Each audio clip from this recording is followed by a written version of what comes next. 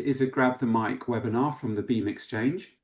The Beam Exchange is a platform for sharing information, knowledge and experience about market systems development in practice. And today we're very lucky to have a group of speakers who all worked on the same program, albeit for different organizations. That program was called CASA.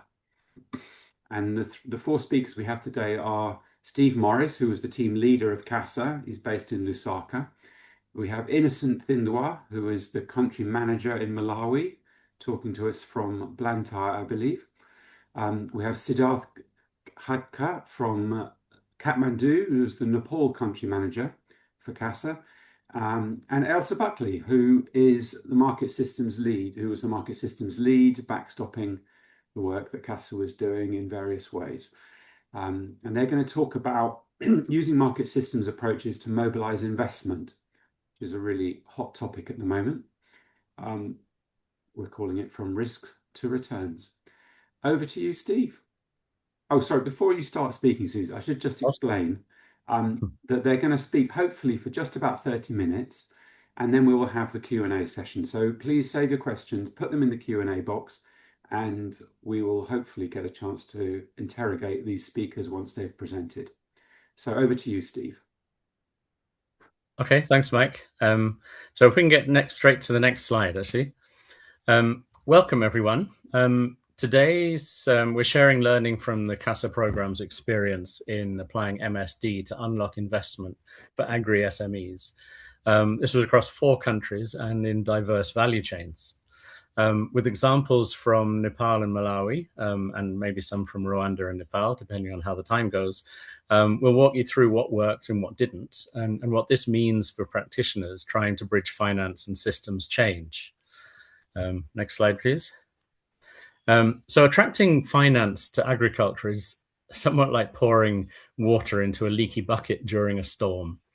There's high risk and uncertainty, often due to weak governance and financial capacity of SMEs.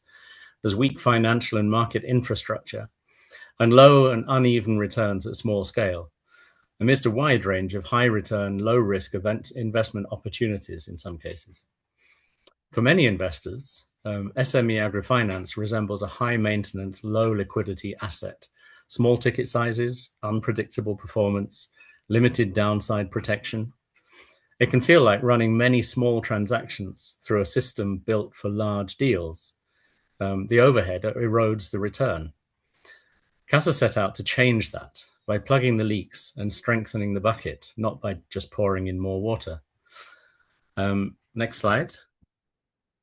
So we used the MSD approach to address both the demand and supply sides of agri-finance. That meant building SME capacity, improving the enabling environment, and introducing new and unconventional financing models where needed. CASA helped agri-SMEs become investment ready through technical assistance, business planning, and governance improvements. This enabled them to access finance from banks, DFIs, and venture capital firms. On the supply side, we provided exposure to investors to understand the agricultural sector and agri-SMEs better. We also catalyzed engagement with non-traditional investors and investment models by developing showcasing innovative business cases around partner agri-SMEs. CASA didn't just apply a one-size-fits-all model.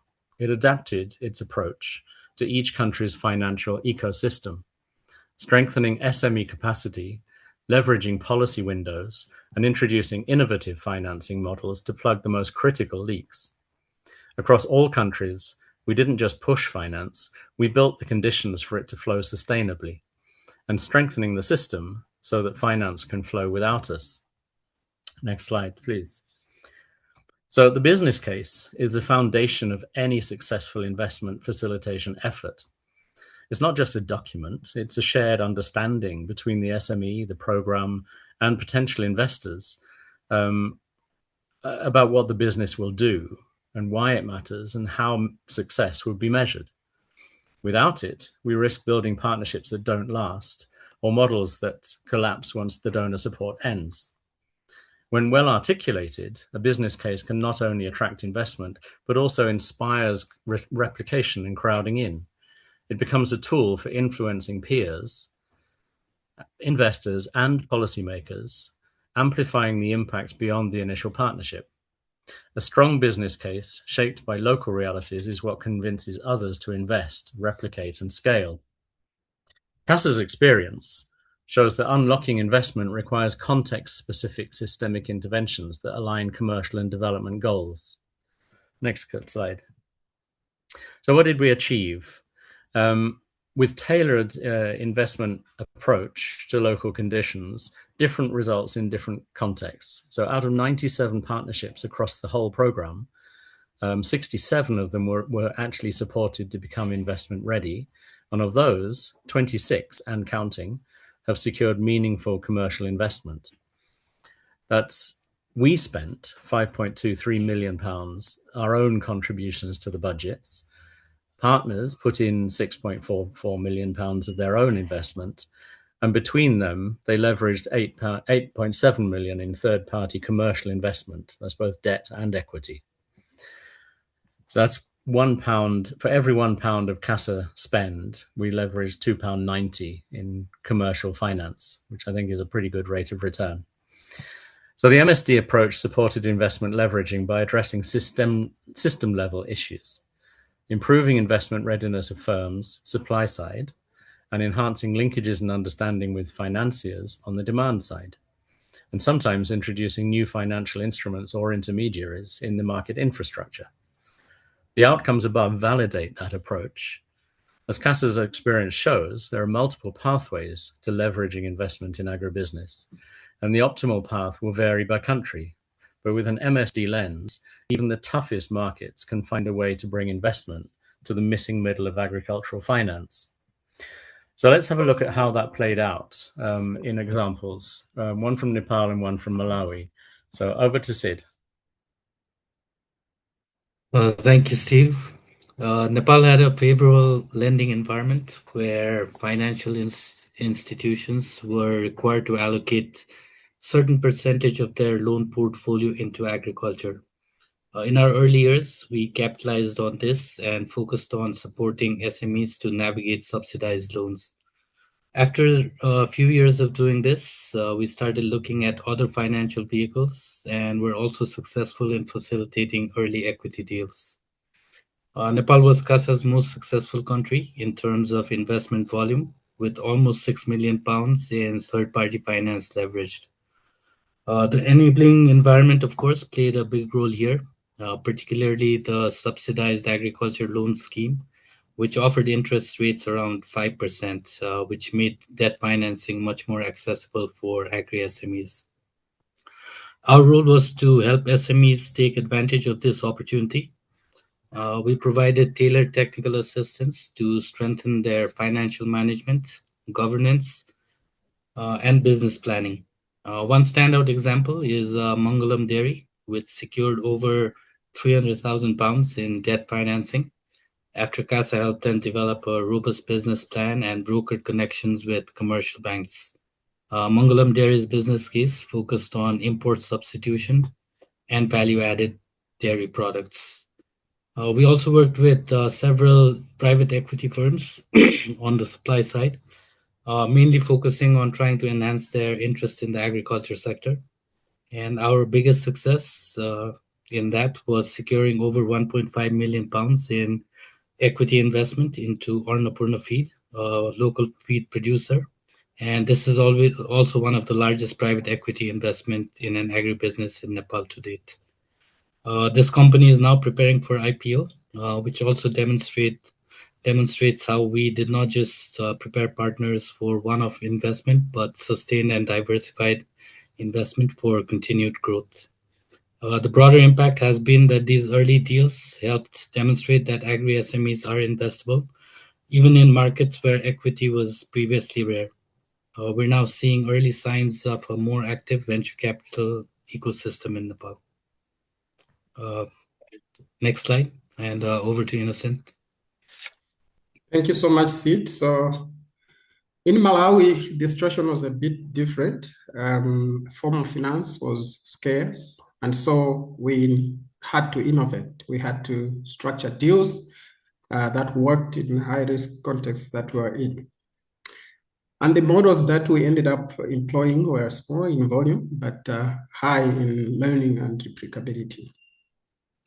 Malawi presented a very different context and an economy that was characterized by high inflation, currency devaluations, and a risk-averse banking sector, all of which made formal finance extremely difficult to come by. And because of that, our SMEs working with the program could not afford commercial finance, nor afford to cover input credit for their outgrowers. So CASA had to get creative. We had to find innovative ways of linking these farmers to finance. And we worked with SMEs to design and pilot a couple of what I would call non-traditional investment models.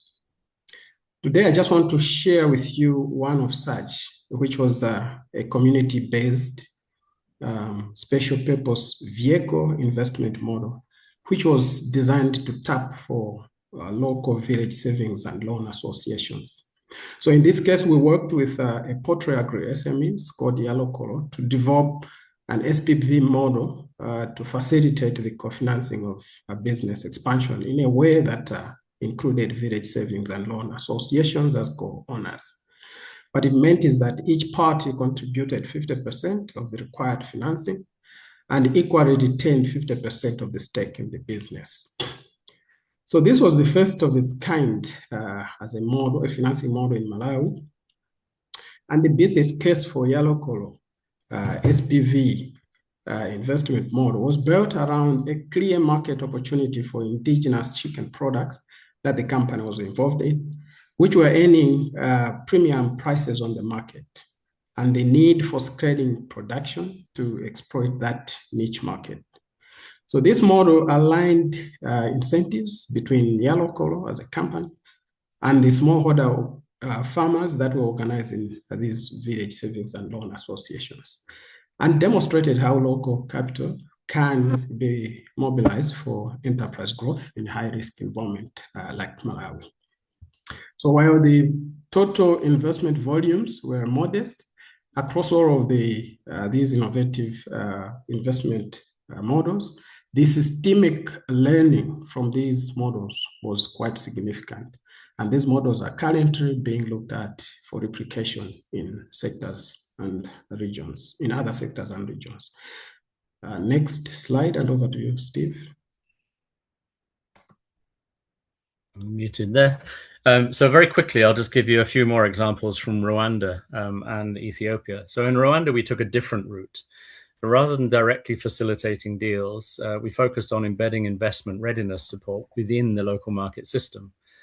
We partnered with BDO East Africa, private consulting firm, very well known, who were interested in expanding into the agri-SME space, which they hadn't done before. And the support, the technical assistance we provided went to financial planning, governance improvements, and support with loan applications.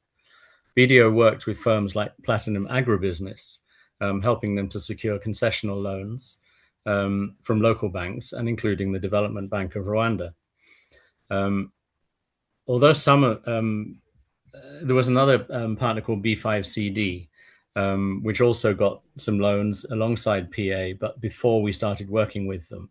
But those loans were gained on the basis of our forthcoming partnerships. So we didn't count those in our log frame, but it was very much a testament to the support from CASA. If we switch to Ethiopia, just next slide, please. Yeah. So Ethiopia was another challenging context for investment. There was macroeconomic instability, foreign exchange shortages, and high inflation made it difficult for SMEs to access finance. But rather than push for deals that weren't viable, CASA focused on laying strong groundwork. We focused on preparing the firms, and then the investments into the soybean value chain gradually came. It's a long game, but one that essentially is around systemic change. We worked intensively with firms like Leos Edible Oil and Cunifera Agro-Processing to build their investment readiness.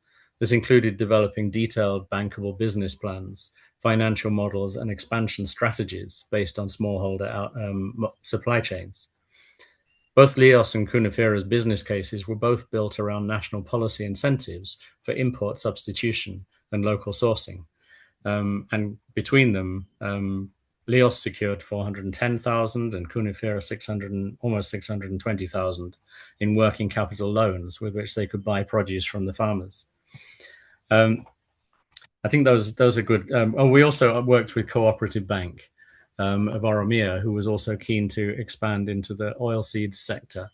And they have got to the stage of prioritizing £2 million in their portfolio for investment in soybean processing agri-SMEs. So back to Innocent for a bit more on the strategy. Thank you so much, Steve. So let me share with you some of the strategies that we found to have been really worked well for us in terms of leveraging investment into agri-SMEs, and which we believe are also replicable to other development programs. Then the first was making sure that there are strong fundamentals. And through this, we first built investment readiness through core business strengthening. That's putting in place strong financial governance systems as well as business planning systems. But we also combined the core BDS with investment-specific TA, just to make sure that we get the ducks in the row. Second is to be strategic and engage investors early on, which allowed us to bring investors into the conversations early enough. So we align our support with the real market needs. And of course, we also partnered with DFIs, with the banks, and with local investors to build trust and co-create viable deals.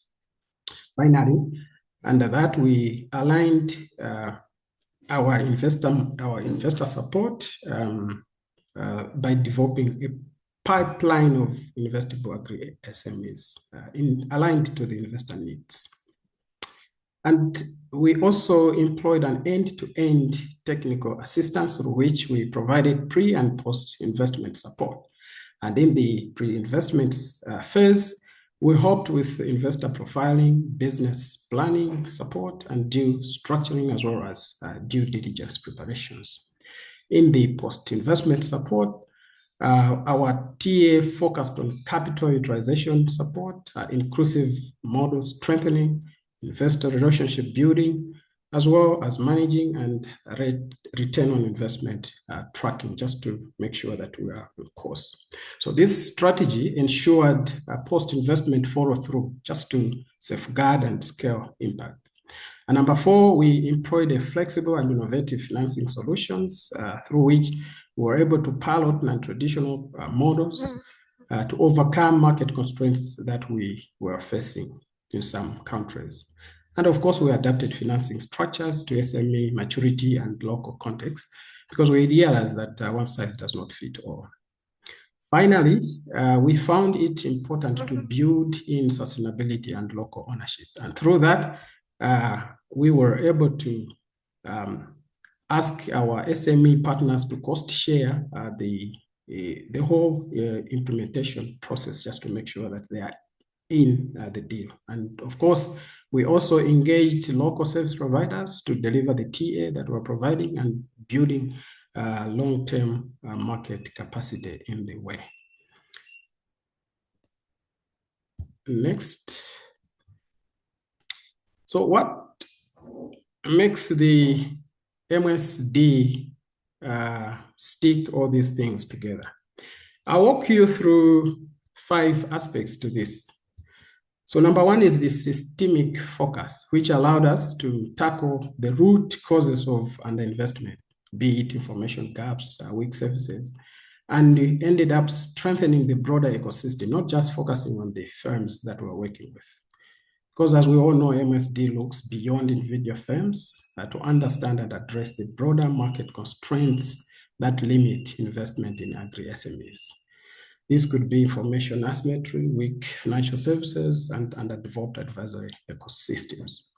So CASA's work to bridge gaps between SMEs and investors and to stimulate local TA provision directly tackled these systemic issues. And number two was adaptability to context. Like I said, we were able to employ a flexible and responsive TA design. MSD encourages us to focus on iterative learning and respond to the local market dynamics. So CASA's ability to tailor TA to each SME's maturity level, financing needs, and country-specific macroeconomic conditions was actually a hallmark of this approach. Fourth was leveraging local market actors, and we did this for sustainability and building capacity within the local market systems. So rather than delivering all support in-house, we increasingly worked through local consultants, financial institutions, and service providers. So this aligned well with the MSD emphasis on crowding in sustainable market actors who can continue delivering these services after the program ends. Number four was piloting and de-risking innovation. As we know, MSD promotes piloting new models to shift market behavior, and CASA's support for innovative financing arrangements like the tripartite agreements and the SPVs that I share. We demonstrated viable alternatives to traditional debt exists and helped to de-risk new approaches and encourage duplication by others. Finally, it was incentives and behavioral change. By requiring cost sharing of the models, pilots, and aligning TA with investor expectations, CASA nudged both SMEs and financiers to adopt more commercially viable and, of course, inclusive practices. So this again reflects MSD's focus on changing incentives and behaviors to achieve lasting change. Next, and over to Sid. Thank you, Innocent. In terms of what system shifts are we seeing, we have listed some of the early signs of systemic change, and our role was to demonstrate what's possible and to leave behind stronger market actors who can carry it forward. Change is emerging, of course. CASA's work is shifting investor perceptions, strengthening local advisory ecosystems, and demonstrating viable inclusive business models. These are early signs of systemic change that can outlast the program. Our early equity deals with firms like Team Ventures in Nepal help demonstrate that agri-SMEs can be viable investment targets. And this should lead to a broader shift where venture capital firms begin to routinely consider agriculture as part of their portfolio. By piloting tripartite lending and community-based investment through VSLAs in Malawi, we introduced alternative financing structures that work in high-risk, low-liquidity environments. If adopted by other MFIs or replicated in other sectors, this could reshape how smallholder-linked SME access finance. CASA's partnership with BDO East Africa and Rwanda demonstrated that local consulting firms can sustainably deliver investment readiness support. If this model is scaled or replicated by other firms, it could create a permanent market-based service ecosystem for SME finance facilitation. And through intensive technical assistance and business planning, CASA helped firms like Leos Edible Oil in Ethiopia to prepare for commercial loans. As banks see these SMEs succeed, it could shift their risk appetite, encouraging more lending to agri-SMEs and reducing reliance on donor facilitation. Next slide, please.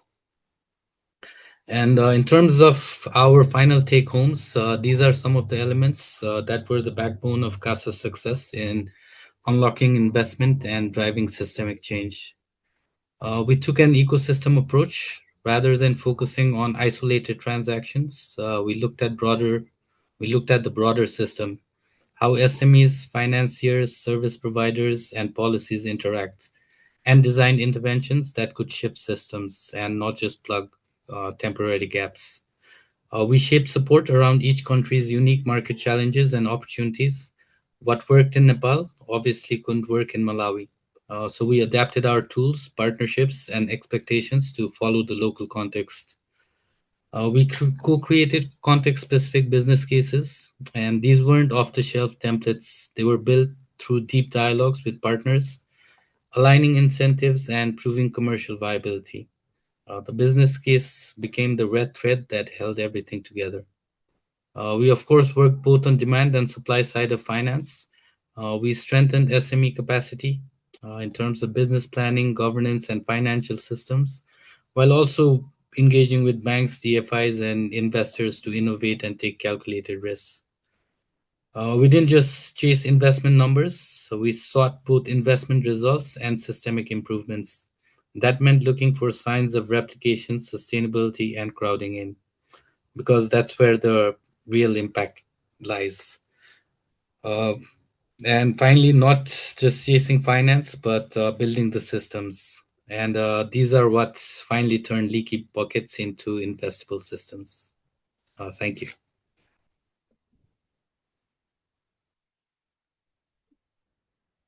Well, thank you. Thank you, Siddarth, and Innocent and Steve. That's really interesting. And thank you for keeping to time so well as well. There's plenty of time now for us to have questions. I can see there's a few in the Q&A box already.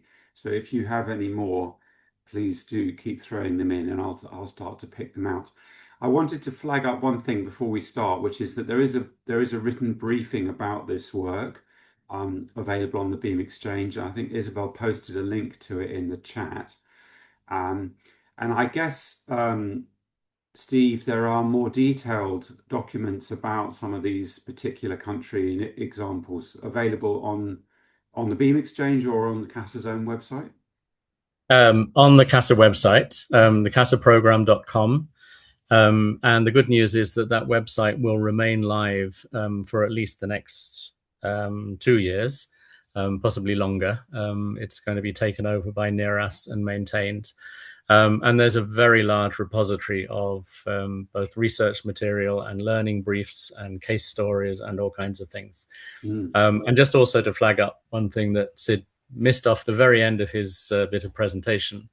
Again, part of our legacy, working through local technical assistance, was developing a cadre of business development service providers at country level, many of whom were very successful and supported more than one business. And we've got a list of all of those in each country, and they can be contacted if any businesses want to follow the same kind of route and get their advice from them. That's also on the website. Great, thank you very much. Some of the questions that you've been posting have already been answered in the Q&A box itself, but maybe Siddarth, you could just read out some of those quick technical points that you've addressed in the questions where you've answered them already, just so that people who haven't been looking at the Q&A box know what you've been saying. Okay. Yeah, I mean, this first question I answered was from Dan Da Silva, and he was asking how the company going for an IPO in Nepal would manage currency risk, assuming that IPO will be in USD, and the company producing for Nepal would be the local market and in local currency. So yeah, my response was just that the company is listed in Nepal's own stock market, and all the transactions are in local currency in Nepal. And also Manuela asked about if we piloted or tested impact-linked finance mechanism. I mean, we didn't, let's say, test or pilot impact-linked finance mechanism per se, but most of our grants were also outcome-based. And I think that is, in some cases, in some contexts, that has been used for impact-linked finance as well, in terms of making premium payments based on your outcomes. So yeah, not specifically, but outcome-based payments. And Sigrid's questions on how we selected countries. So my response was these were pretty much predefined already by FCDO in terms of the geography they wanted to work. So yeah. Okay, thank you. Okay, let's have a look at some of these other questions that have come in. Let's start with some fairly broad questions. I mean, Joe Huxley asked, "What is your exit strategy?" Which I think is obviously that could open up a whole range of kind of responses. But Steve, do you want to sort of summarize how you see it as a systems approach? Yeah, I mean, the CASA program was always meant to be a catalytic effort and also essentially a research component. So we were testing models. We were never meant to be in it for the long run.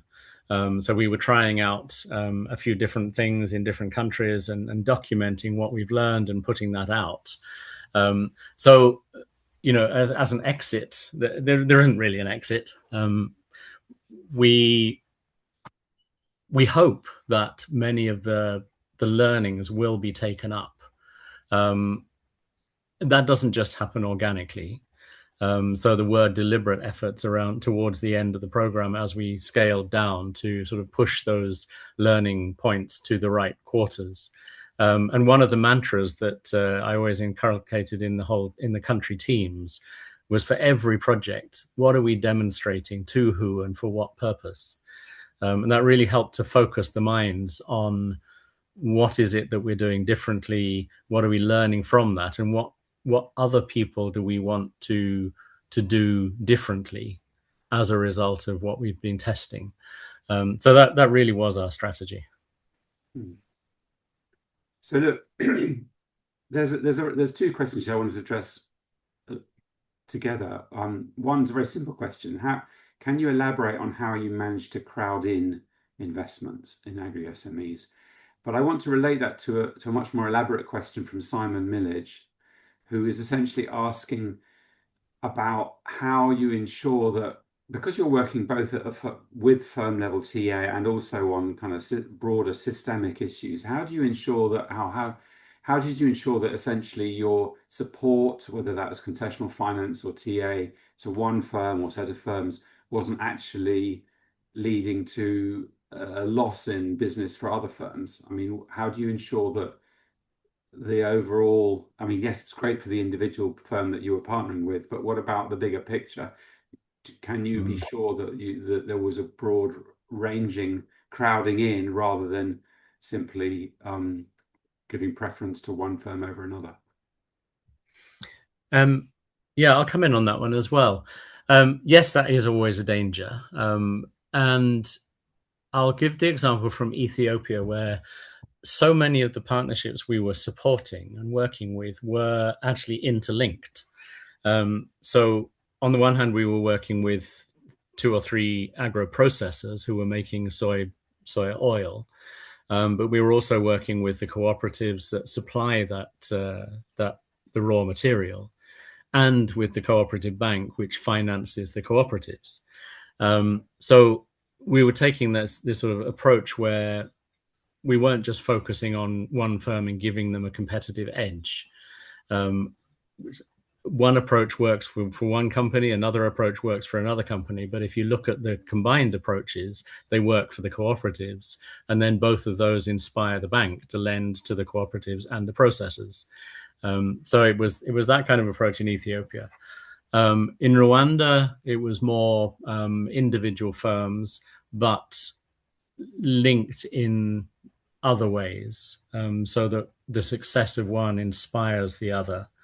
And again, sort of pulled together by the support from BDO East Africa. So it is a risk, but I think within the way that the CASA program was designed, we were very aware of that, and trying to minimize the opportunity for causing one partner to go down at the expense of another. Siddarth, you put your hand up. Do you want to jump in there? Yeah, I mean, just to add on what Steve said, CASA was also a technical assistance program, right? I mean, most of our support was based on technical assistance, locally procured, most of it. So, I mean, the barrier to entry for most of these firms, the technical assistance that was not that high.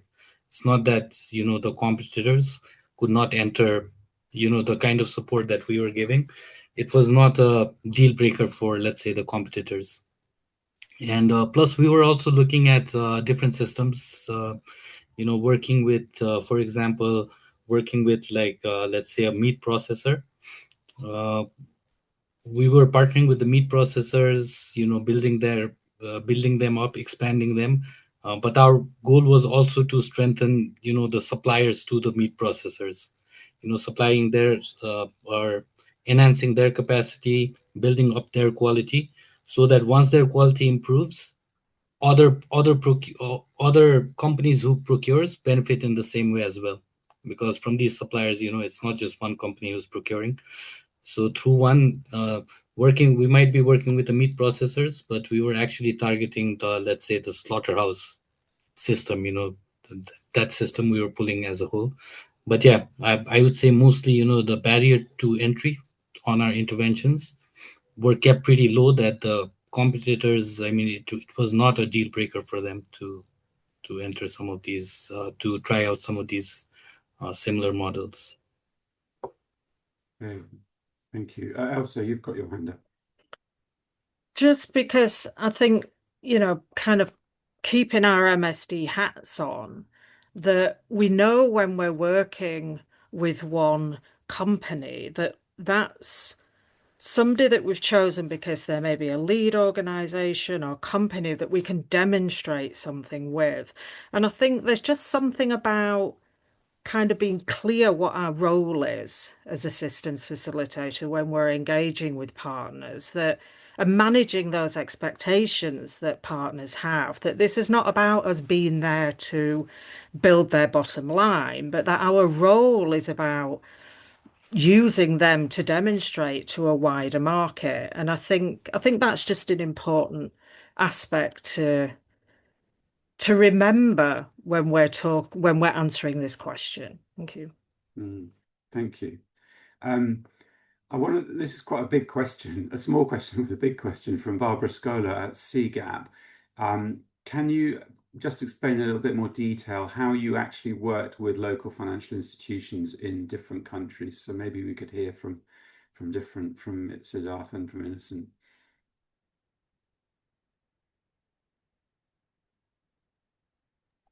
Innocent, do you want to go first?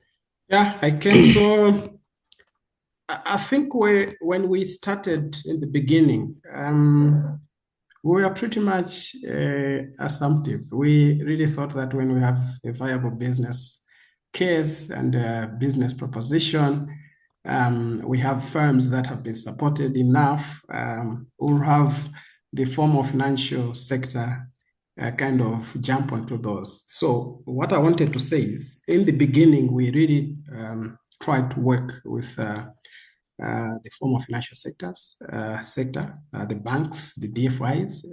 These are local DFIs. Our focus was to share about what business opportunities do exist in the value chains that we're working with, showcasing some of the business cases that we heard. And in our view, we thought we are trying to address the issue of information asymmetry between the supply and demand side of investment. We discovered that that was not working. The innovations that are shared during the presentation came in as a solution to that kind of failure for us to still get deals struck through that engagement with the formal financial sector. Let me also say that we did not nonetheless stop. I remember, like in the very final year, we still went back to continue engaging, and we were very targeted. There was a new bank that was trying to pilot a model that they're using in Uganda, here in Malawi, and we noted that it was kind of overlapping with our pilots in using village savings and loan associations. We pitched that idea to them. Last month, I'm told that they are moving ahead to try and pilot with one of our partners. Yeah. Thank you. Okay, I've got two questions here about what I think somebody referred to as subsidizing credit interest. Getana Gobezi, I think from Ethiopia, asked, how do you establish a fair interest rate, and what are the potential side effects in terms of market distortions of that? And I think similar question from Desiree Aguso, about can you elaborate a bit on how you succeeded to provide credits with a good payback rate from agri-SMEs? Have these micro enterprises remained viable?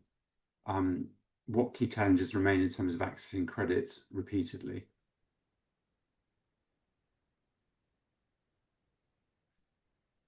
I can answer that one.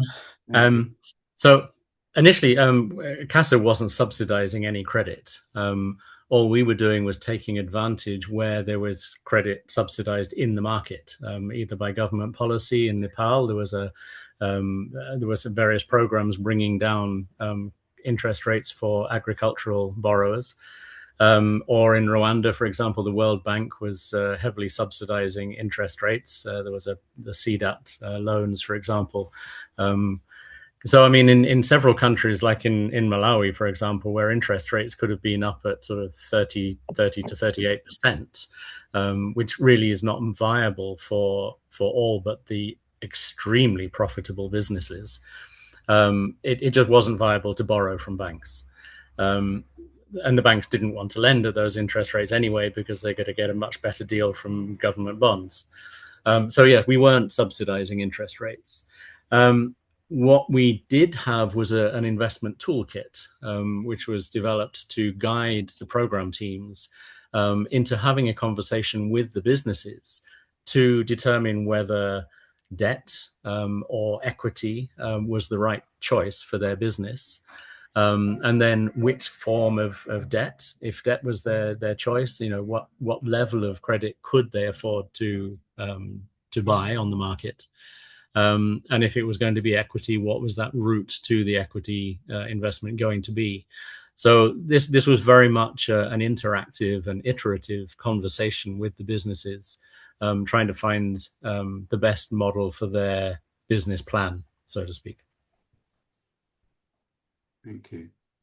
Okay, let's change track slightly. There's been a number of questions asking about what the impact of all of this work was on smallholder farmers, people living in poverty.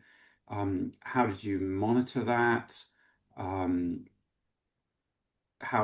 What is the benefit down the line, as it were? Can anyone tell us a little bit about that? I can, but Innocent or Sid, any nuggets from country level? Yeah, I'll say something, but I would like you, Steve, to give a global kind of picture in terms of the impact. So yeah, the impact, like for Malawi, was largely that we were able to get these very small scale producers in the rural areas to get involved in commercial enterprise. So ideally, these were supposed to be financed either by themselves or by credit that they get from a form of financial sector, or indeed financed by the the lead firm that brings them into contract farming, because that's how the arrangement was. But because that was not possible, so it meant that they are actually not also involved in commercial production. So the innovations that I shared have come to a point where they have allowed these small scale producers to be involved in the value chains that we're working on. Why I wanted Steve to come at the tail end is to just speak to the issue of economic implications in terms of the impact at the global level. Yeah, sure. So this is an interesting one, because originally the CASA program was designed, the primary outcome at smallholder level was supposed to be increased income. And the value chains were selected for that purpose, and many of the partnerships were identified for that purpose. And in the process of identifying partners and developing a business case, we had predictions of what kind of per farmer income increases we would expect. However, by 2023, the whole CASA program became financed by international climate finance. And then whilst climate resilience had been a cross-cutting theme from the beginning, it was brought sort of fore and center. And we had quite a challenge pivoting the program to deliver climate resilience outcomes. Now, I mean, obviously, resilience outcomes have economic elements to them as well, having the financial ability to bounce back from a shock. But wherever those shocks, for example, are created by climate change, we had to be in a position that smallholders would be in a better capability to absorb those shocks. So what we were primarily measuring were access to markets. Were farmers able to sell everything that they wanted to? Not necessarily everything they produced, but they were encouraged to keep some back for home consumption, because we had food and nutrition security as a cross-cutting theme as well. But also the income and also the climate resilience. I think it's fair to say, I've just been doing the final report. We have exceeded targets across all of those. So it was working according to our measurement, although these things are always somewhat hard to measure at that level. And many of the impacts won't be seen until several years after the end of the program. I'm gonna Yes, keep. Steve, if I may just add something Yes, as well, please, Siddarth, Mike, go. really quick. Go ahead. Program also, this webinar we're focusing on investment, and it's more, leaning towards businesses and all. But the name of the program is, of course, Commercial Agriculture for Smallholder and Agribusiness.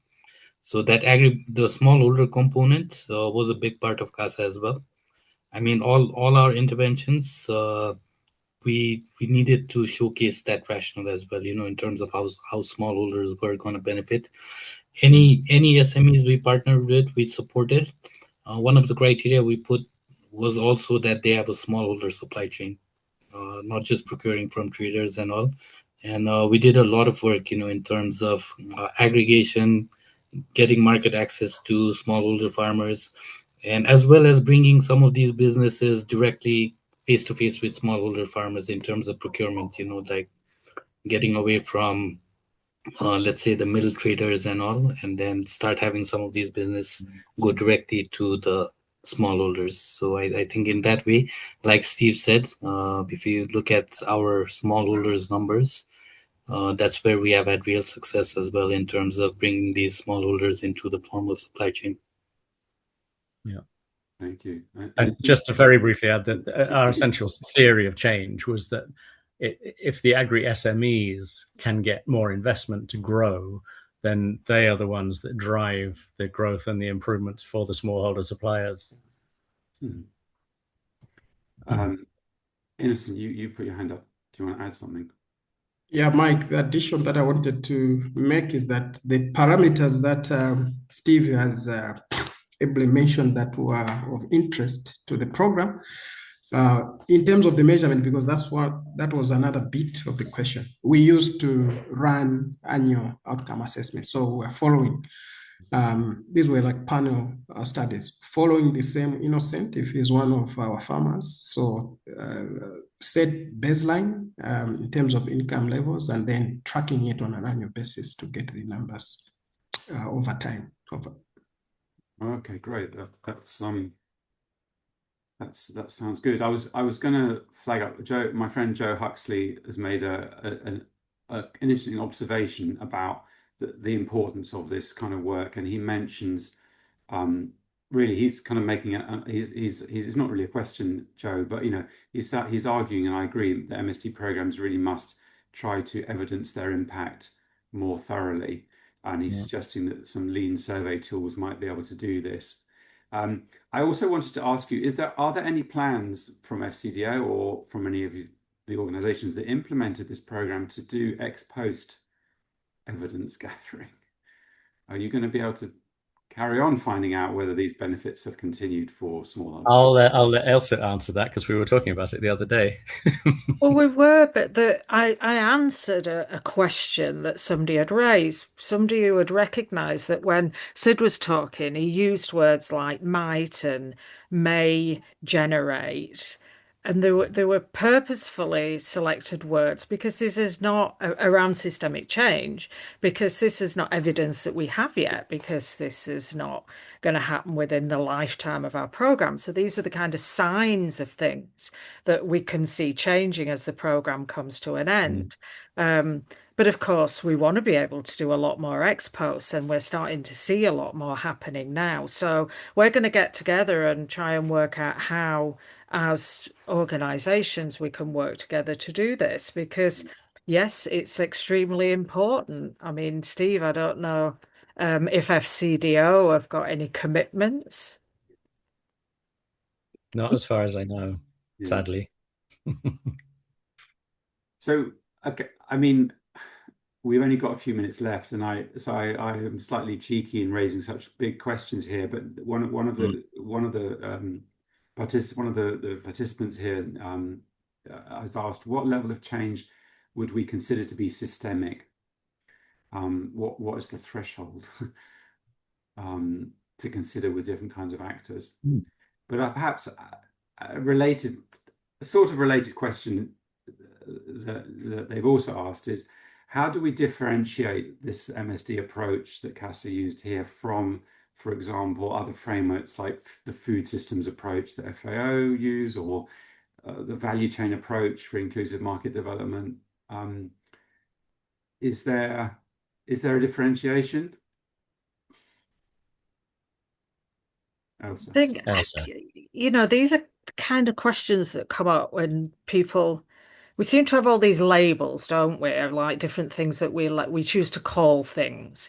Donors have these different labels and titles. And I think at the end of the day, when you kind of unpack a lot of these approaches, it comes down to a set of principles around the way that we do things, around thinking systemically, about, not doing direct delivery, about kind of facilitating in the system, and looking at how we put sustainability at the heart of what we do, asking ourselves questions about what we want to leave behind, and then thinking about how you pursue impact at scale, what kind of pathways there exist. And I think when you kind of break down a lot of these models and frameworks, that it often just boils down to those simple sets of principles.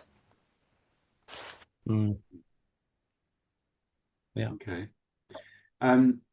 So we've only got a few minutes left. There's still a few questions I wanted to throw around. A really great one, actually, that you could probably talk about for the rest of the day is from Teresa Oliveira.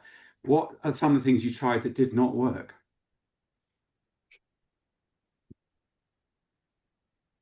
Innocent, Sid, any examples from Malawi or Nepal?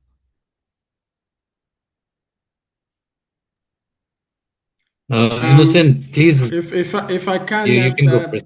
Very quickly, maybe I'll not go into the details. I mean, something that we've already spoken to, that we had very ambitious numbers. I saw in one of the questions that was put in advance, ambitious numbers that were just based on how we, working with the SMEs, felt that the business case is able to attract this investment. So those numbers didn't work. So for me, I think it was the assumption that once we work on the fundamentals, then we will get the investors into the fore. What I wanted to say is that I think that tells us that we need to really pay attention to this specific context where we are working and be very targeted in our TA support. Yeah, I just wanted to add on to that one. I mean, the example from Malawi was classic. You know, the original theory of change was that by working with agri-SMEs to get them investment ready, they would get bank loans. But when the interest rates shot up as they did, no business in their right mind would take on such a burden. So that clearly wasn't working, and the response was to take a completely different approach, looking at these innovative financing models, tapping into VSLAs, getting farmers to sort of fund things as much as they could. But that was making the best of a bad job as well, where, for example, the cost of feed after the Ukraine crisis, the cost of feed was shooting through the roof. Particularly poultry and aquaculture farmers just could not afford commercial feed. So we had to change tack again and try and promote alternative feeds like black soldier fly and things. So, I mean, I think the whole story of CASA was a constant one of evolution and responding to what didn't work and coming up with new ideas. Yeah, just to add, not what didn't work, but some of the challenges we had. I think one was the question was already asked. You know, some of our interventions we made entry at the firm level. It's always about thinking, you know, how can we be systemic when our entry point is at the firm level. I think that's always a challenge. I mean, for ourselves. The other was also related to a question I saw on the Q&A regarding the crosscuts. You know, when we're working on these commercial models and with businesses, with banks, with investors, then those things always become a challenge. You know, how do we mainstream things like Jesse climate, have like climate impacts and all these. So more than what didn't work, I think those were some of our key challenges as well. And out of interest, and there was a question related to this, has anyone asked you to explain what the benefits of CASA was overall to the UK taxpayer and economy? Nobody's asked us yet. I'm sure we would be able to do so if asked. But I'm not going to offer the answer yet. All right. Thank you. So look, we are out of time, I'm afraid. Please, and thank you everyone who came along and listened to this. It's been fascinating and really, really good conversation. And we had over 100 people in the room, by the way, so that's a great milestone. Please do fill out a little quick feedback form for us. There's a link in the chat that Isabel has just placed, and it just take you 30 seconds. Just let us know what you think about this. I want to remind you all again that there are a lot of resources available on the CASA website. Maybe, Isabel, you can just put the CASA website address into the chat as well, but I'm sure you can find it on Google. And the best of them, I hope, will also be permanently archived in the Beam Exchange resource library. I hope people continue to learn from this great work that you've all done.